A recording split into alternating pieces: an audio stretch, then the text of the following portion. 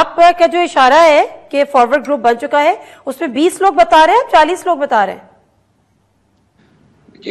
जब इलेक्शन हुए उसके फौरन बाद हमारे मिनियत और एमपीएस इन्होंने शामिल किए नून ने, आपको इल्म है इसका। इसके बाद ये बयान सबसे पहले बयान जो आया ये नेशनल असेंबली में पार्लियामानी कमेटी में कहा गया, इसके बाद कोर कमेटी में इस पे बात हुई और बिलखसूस और ये इन लोगों को धमकी दी गई है कि रिकाउंट में उनको हरवाया जाएगा।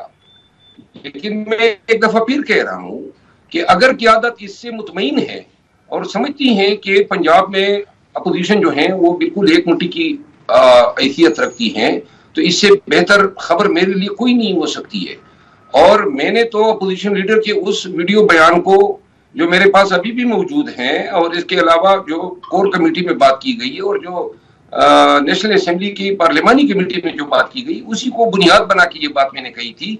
बहुत ही बेहतर बात है। हमें तवक्को हमारी क़यादत इंशाल्लाह सेनेट के इलेक्शन में ये अमलन भी दिखाएगी और अगर कोई ऐसी बात है तो इसको बतौर समझना चाहिए कि ऐसी र्यूमर्स हैं। और यहाँ पे मैं वाजे कर दूं कि नून से कोई खैर की तवक्को नहीं है। नून जरूर ये कोशिश ये वार करेगी कि हमारे एमपीएस का वोट जो है वो चोरी कर सके।